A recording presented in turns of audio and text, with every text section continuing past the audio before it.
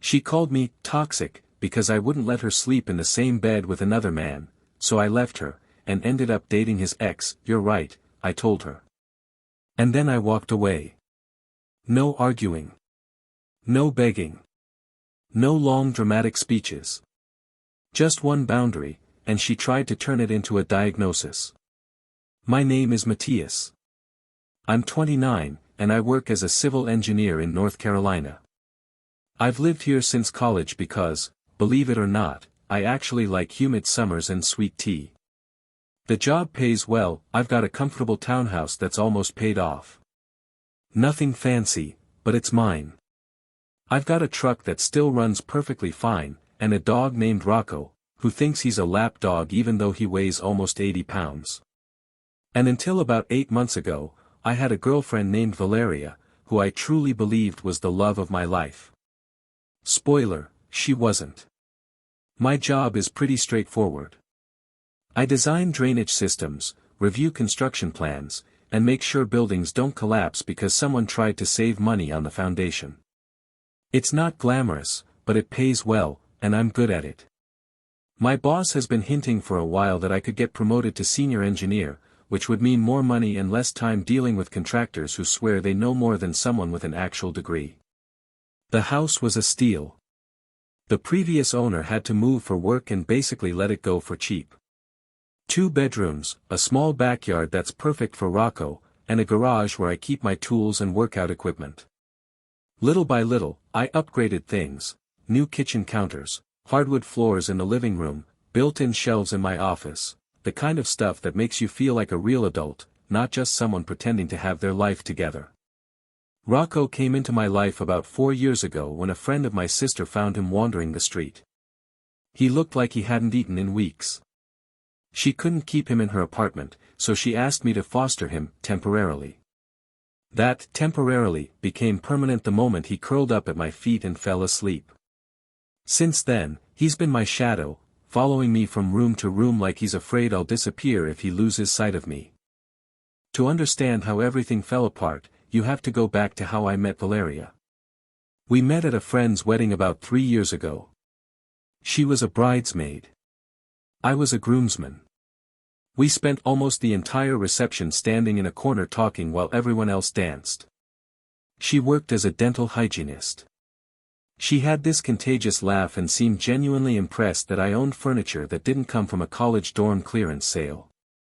The wedding was for my college roommate, Sebastian, and his wife Luciana. Outdoor ceremony at a vineyard about 2 hours outside the city. I'd known Sebastian since freshman year, when we bonded over our shared hatred of 8 a.m. classes. Great guy. Terrible taste in music. Valeria worked at the same dental clinic as Luciana. That's how she ended up a bridesmaid. During the ceremony, I noticed her making faces at Luciana to keep her from laughing during her vows. That's when I thought, yeah, she seems fun. At the reception, we got seated at the same table and just clicked. Favorite movies. Worst first dates. The eternal debate about whether pineapple belongs on pizza. She had this way of making everything feel easy, like we'd known each other for years instead of hours. By the time the DJ started playing music, I'd already asked for her number. And she'd already given it to me. We started dating immediately after the wedding. Things moved fast, but they felt right. Our first date was coffee that turned into dinner, then a walk downtown that lasted until midnight because neither of us wanted the night to end. The second date was a hike with Rocco.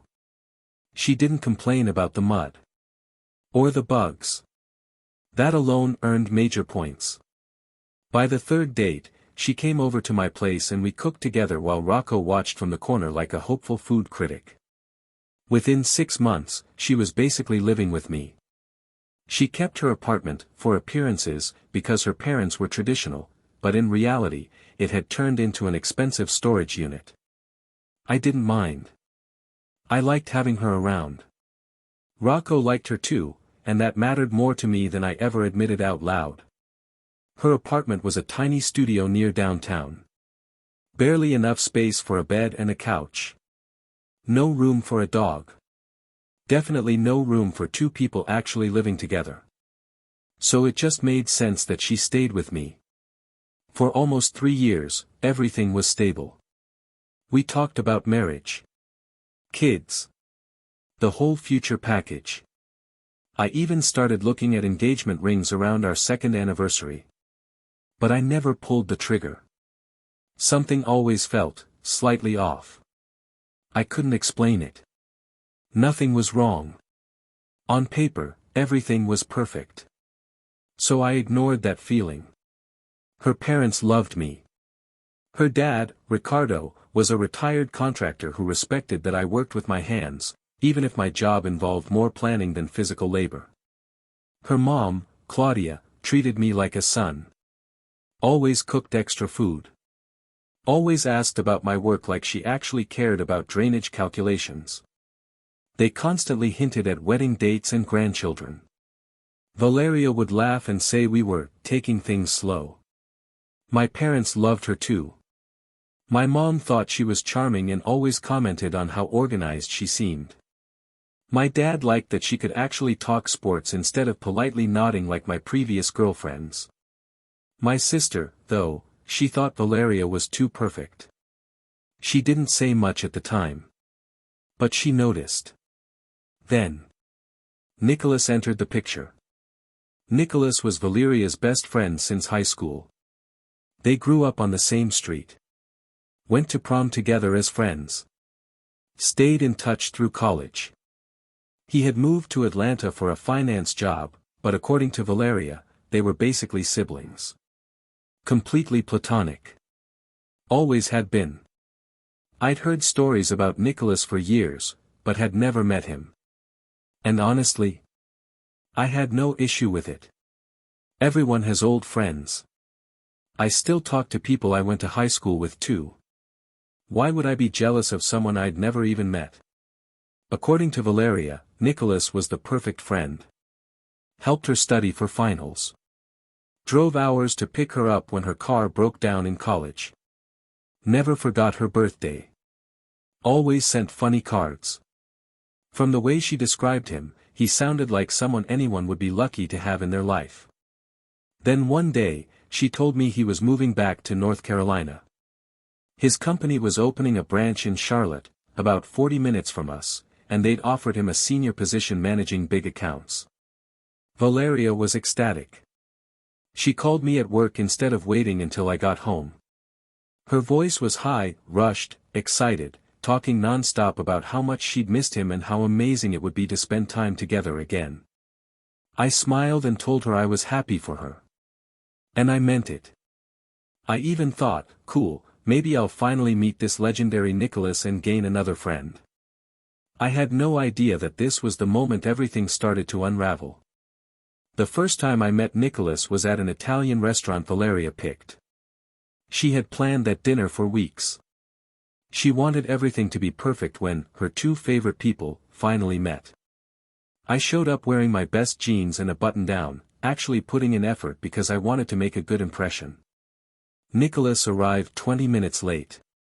He pulled up in a BMW that screamed corporate finance trying to impress. He was about my height but slimmer, dressed in clothes that probably cost more than my truck payment. His handshake was aggressive. Too firm. Like he was trying to prove something. He barely acknowledged me before sitting next to Valeria, not across from her. First red flag. I ignored it. Lifelong friends sit together. No big deal. Dinner was strange. Every story Valeria told involved Nicholas. Every joke was an inside reference I didn't understand. Every time I tried to join the conversation, Nicholas redirected it back to some shared memory from high school or college. I felt like a guest at my own dinner. I tried to stay polite. Asked about his job. His apartment search. His plans now that he was back. Short answers. No follow-up questions. Then straight back to talking to Valeria like I wasn't there. Valeria laughed at everything he said. Leaned toward him. Lit up in a way I hadn't seen in a while. I ate my pasta wondering if this was just first meeting awkwardness. I told myself to give it time. That was my mistake. Time didn't make it better. It made it worse. Suddenly, Nicholas was everywhere. Game nights. Sunday brunches. Helping decorate his new apartment while I was at work. Valeria would come home talking about his amazing view, his modern kitchen, how talented he was at design. Game nights became unbearable. He always arrived late. Made comments about how basic our games were. Spent half the night on his phone while Valeria waited for him to arrive like the evening couldn't start without him. My friend Franco noticed before I wanted to. During one of those nights, while Valeria and Nicholas were talking privately in my kitchen, Franco pulled me aside. "Man," he said quietly, "are you seeing what I'm seeing?" I shrugged. Said they were just catching up. Franco looked at me like I was an idiot, but too polite to say it out loud. The real problem started about 2 months after Nicholas moved back. One Thursday night, Valeria casually mentioned that she and Nicholas were planning a weekend trip together. Alone. To Asheville. For a music festival. I stopped stirring the pasta and looked up. "I'm sorry, what?" She looked at me like I'd asked her to explain basic math. She said it was just a weekend trip. That they used to do things like this all the time in high school. That I was overreacting.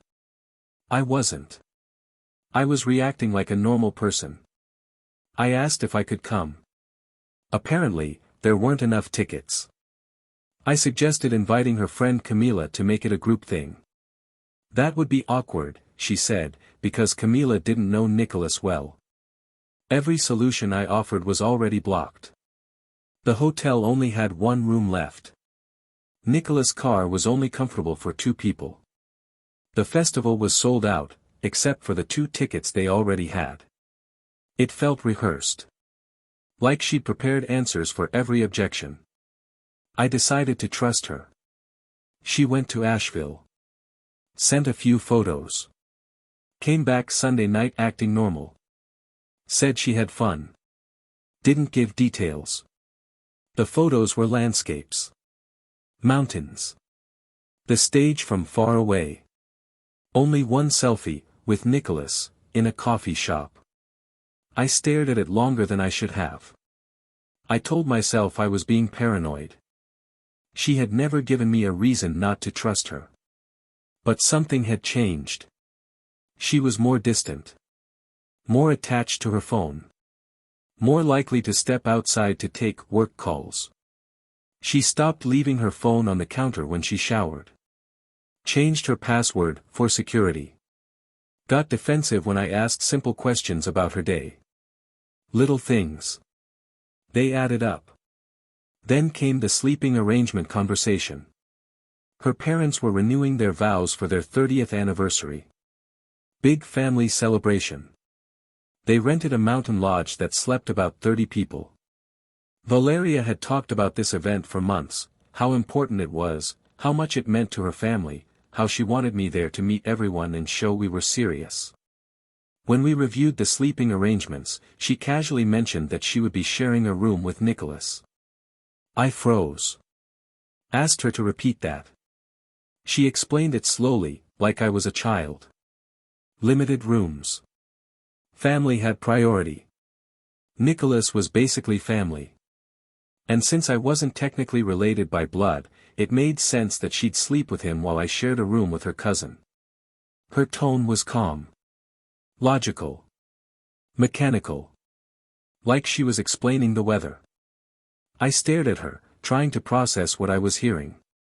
You want to sleep in the same bed with another man, while I'm in a different room? She rolled her eyes. It's not a big deal, Matthias. It's Nicholas. He's like my brother. We've shared beds tons of times growing up. Then she said the word. The word that ended everything. You're being insecure. That word hung in the air like a verdict. In her logic, the problem wasn't the situation. It was me. My feelings. My boundaries. I took a breath. Told her calmly that I wasn't comfortable with it. That after nearly 3 years together, it was reasonable to expect to share a room at a family event. That asking my girlfriend not to sleep in a bed with another man wasn't controlling, it was a basic boundary. I didn't raise my voice. Didn't accuse her. Just said, "This makes me uncomfortable." She exploded. Accused me of not trusting her. Of trying to isolate her from her friends. Of being possessive, controlling, toxic. She unloaded every insecurity she'd been storing for years. I listened.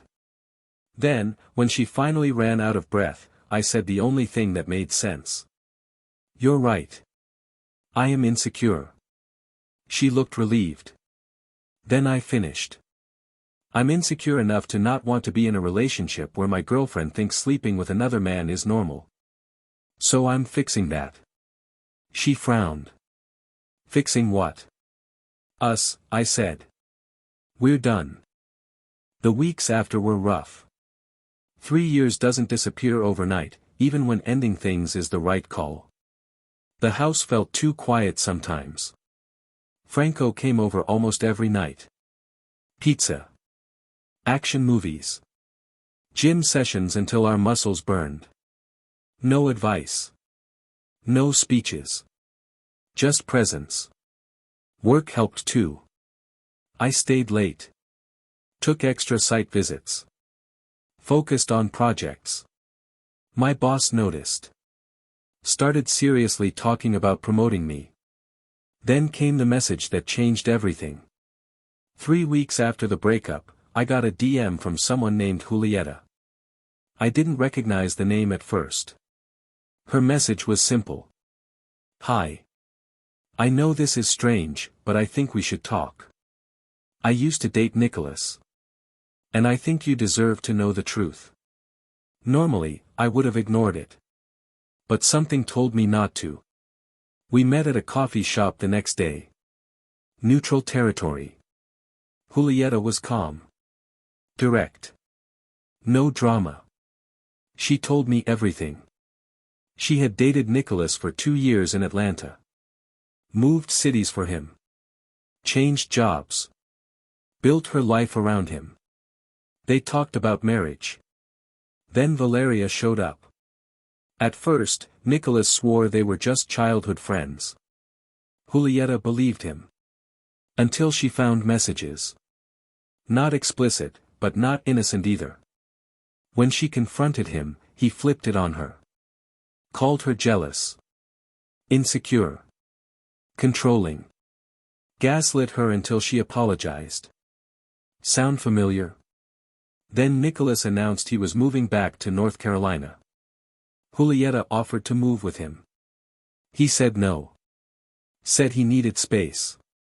Said distance would be good. A week later, he left. And suddenly, he was living 40 minutes from Valeria. We sat there in silence, letting the pattern settle. They hadn't cheated physically, at least not then.